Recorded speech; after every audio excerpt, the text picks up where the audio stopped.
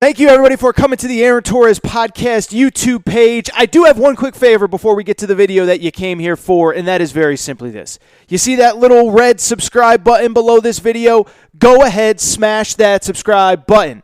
It really does help me. It really does help this channel grow and my audience grow. So go ahead and hit that red subscribe button. And now, here is the video that you came here for. The first one. Did you see Nick Saban? Nick Saban, he's back, baby. Absolutely losing his mind. I don't want to spend a ton of time on this topic, but look, we all saw what happened Saturday with Alabama. They play Miami. It's a big game. I told you on this podcast, Miami stinks. Alabama's going to destroy them.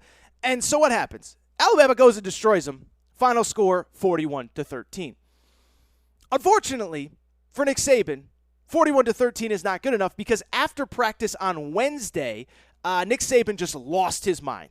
And Nick Saban sometimes loses his mind, but it's usually after week 5, week 6, week 7 when his team is starting to pull away from the pack in the SEC, and that's when he does his patented yell and scream, my team stinks, they don't understand what it takes to win speech.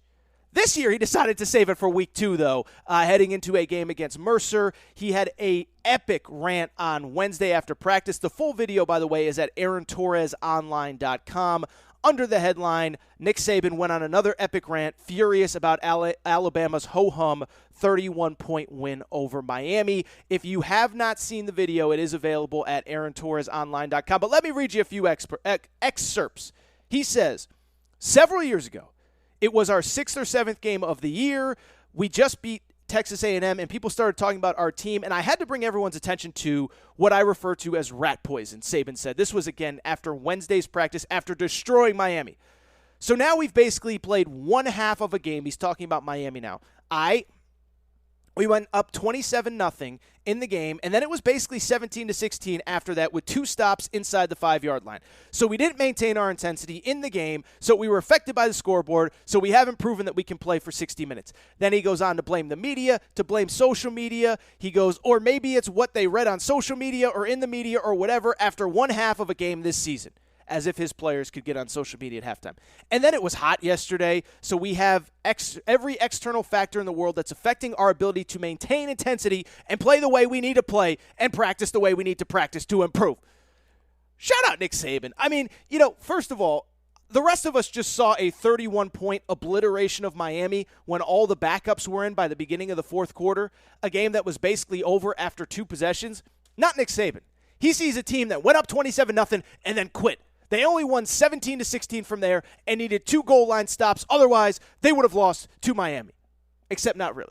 But at the same time, let me just say, and I'm not going to spend a ton of time on this, I actually, this stuff makes me respect Nick Saban so much more because when you look at Alabama, what I can tell you is this. I said it to lead the show.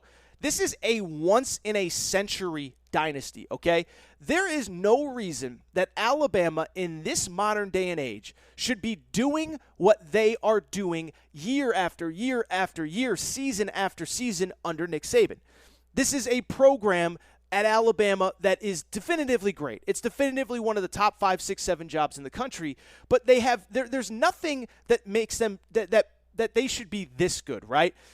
First of all, yeah, they have all the facilities and resources and a waterfall in their locker room. Guess what?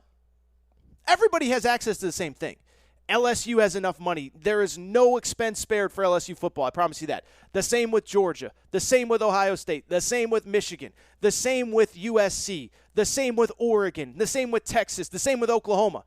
The one difference between all of those programs and Alabama's been doing it for 15 years. On top of it, Nick Saban loses great players to the draft every year. Alabama 6 first-round picks last year, still happened to destroy Miami. And here's the part that I don't think Nick Saban gets enough credit for.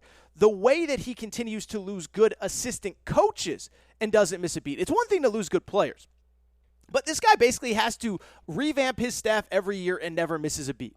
Lane Kiffin is the offensive coordinator. He leaves. Brian Dable comes in. Brian Dable leaves for the NFL. He's now with the Buffalo Bills. Steve Sarkisian comes in. Steve Sarkisian takes the Texas job. Now Bill O'Brien is in as the head coach, and he has not missed a beat. Defensively, it's the same. Kirby Smart's there forever. He leaves. Jeremy Pruitt takes the job. A year later, Jeremy Pruitt gets the head coaching job at Tennessee. In comes Pete Golding. And again, they don't miss a beat. And so when I look at Nick Saban, one, what he's doing is incredible, and I hope you guys all appreciate it because there's so much Alabama fatigue. I'm just telling you, we're never going to see anything like this again in college football. We are never going to see a team this dominant, especially in the SEC, the way that Alabama has been over the last 15 years, and it's really because of one man, and that's Nick Saban. And the rant, to me, I thought really just signified who he is and why Alabama has so much success.